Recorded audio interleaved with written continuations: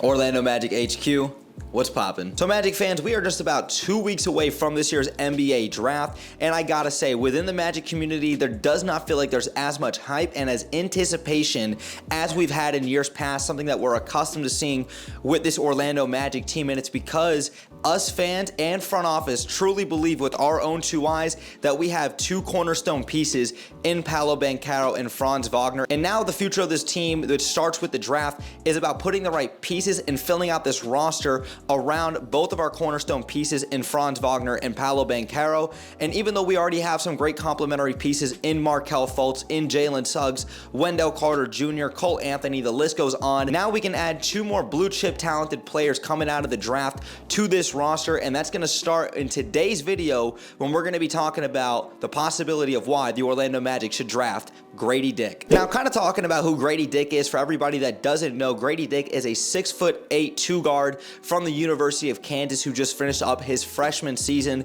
with the Jayhawks. He comes in at about 6'8" with an unofficial 7-foot wingspan. Gradey Dick was not only one of the best players in the entire NCAA last season, he was easily one of the best shooters, and he's arguably the best shooter in this year's class.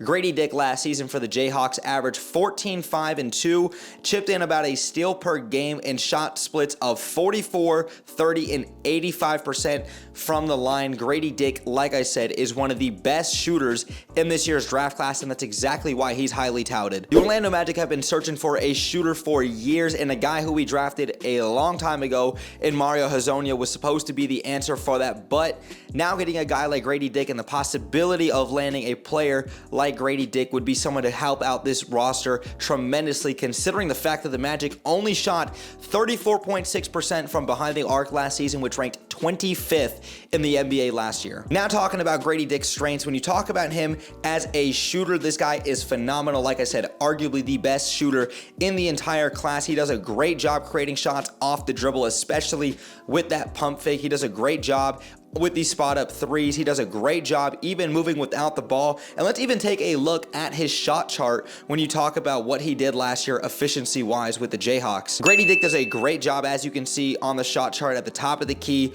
both wings. He's a below average three-point shooter on the corners, which definitely surprises me a little bit, but you can see he can get into the interior. He shot about 56.8% in the restricted arc. But continuing on with Gradey Dick and his strengths overall as a player, what he did for Kansas last year, I think he does a great job moving without the basketball when you talk about cutting back door, slashing towards the rim, and does a great job consistently finding himself around the rim on a lot of these tip-ins or put-back dunks. I do think Gradey Dick is a crafty finisher at the rim. No, he's not no Kyrie Irving or a Steph Curry when you talk about jelly at the rim, but he does do a great job, and he is a willing person to go and run out in transition. And while Gradey Dick's 1.7 assists per game may not stand out to you, I do think he is a capable and very willing passer of the basketball. He will find guys cutting towards the rim and also a lot of shooters at the three-point line. Now talking about Gradey Dick's strengths defensively speaking, having the frame at 6'8" with about a 7-foot wingspan is already going to work to your benefit. And then you're going to talk about his ability to rip and poke the ball away from defenders,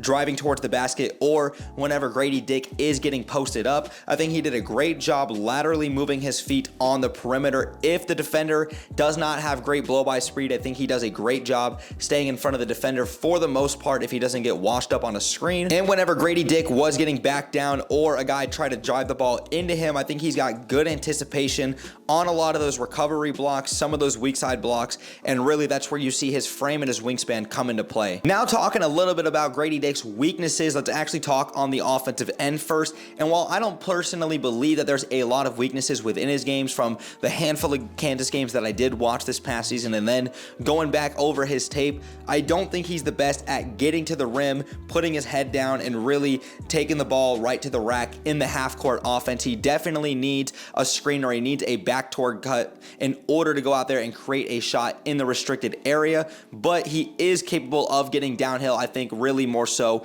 in the transition game. Now talking about another offensive weakness from him, I don't think he's the best individual shot creator, and that's okay. I don't think the Magic would need him to be that, but when you talk about him curling off of screens, really coming off the pick and roll and shooting a three-point shot or the mid-range, whatever it is, I don't think he's a guy you're going to give the ball to in an isolation situation. Let him go one-on-one and try to create a shot for himself or other. I don't really think that fits his playing style. And then the last offensive weakness I would really identify with Gradey Dick is the fact that he's probably just an average athlete at best. He is very capable of getting up in alley-oops, getting up on these put-back dunks and some of these layups, but I don't think that he's this world-renowned athlete, and he doesn't really need to be that. But as he continues to grow and develop in the NBA game, I'm sure he can turn into something a little bit more. Then when you get into Gradey Dick and his weaknesses defensively, I don't think he's the best when you talk about him on the perimeter when you have a much quicker defender in front of him, a guy with a quick first step, a great burst of speed and acceleration to get by him and get towards the rim.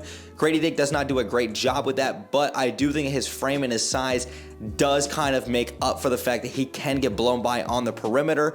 And while he is a willing defender on the perimeter at times and he can kind of hold his own sometimes down in the paint, I think that his anticipation of jumping passing lanes and going out there and kind of grabbing a lot of sloppy passes and sometimes poking the ball away from defenders when they're driving towards the rim kind of makes up for some of those perimeter deficiencies that you see from him. Overall, not a great defender, but he's more than capable of becoming a solid defender with his frame and size at the next level. Really kind of giving my final thoughts and verdicts when it comes to a guy like Gradey Dick is, I absolutely want this guy in Orlando. Whether Jeff Weltman in the front office want this guy at pick number 6 or 11, I don't think he would make it all the way to 11. I think Utah would go ahead and scoop him at number 9 overall, but if Gradey Dick is there at number 6, because the assumption is Scoot Henderson, Victor Wembanyama, and Brandon Miller are going to be gone in the top 3. Maybe guys like Jarris Walker, one of the Thompson twins, or maybe Cam Whitmore will be gone somewhere there in the top 5. The assumption is Gradey Dick is going to be there at number 6.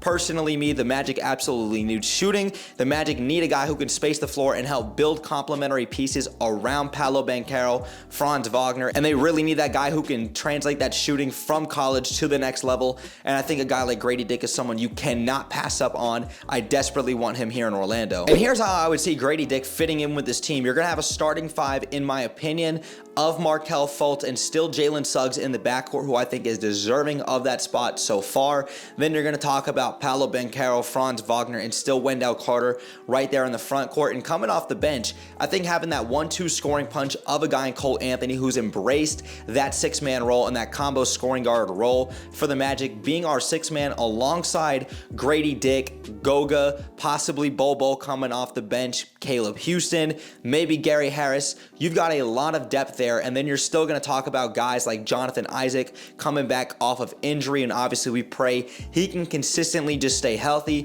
Chuma Okeke, Kevon Harris, the list goes on.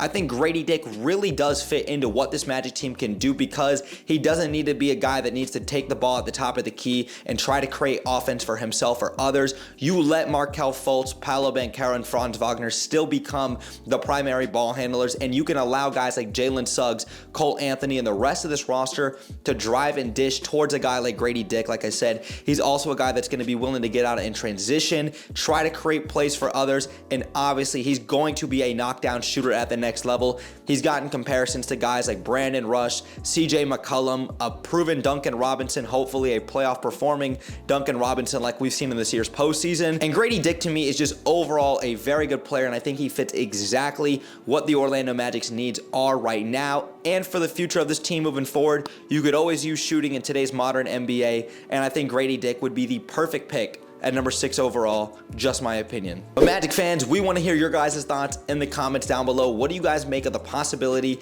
of Dick coming to Orlando? Let us know your guys' thoughts in the comments down below. And Magic fans, if you guys enjoyed today's video, make sure you guys go ahead and drop me a thumbs up. It takes 1 second and it helps me on the channel out tremendously. Make sure you guys also go ahead and follow me and Orlando Magic HQ on both of our socials, especially on Twitter. We're very active and we're on there every single day. The link tree will be in the description down below, so you guys can go ahead and check that out. But Magic fans, thanks again for sticking around throughout the whole video.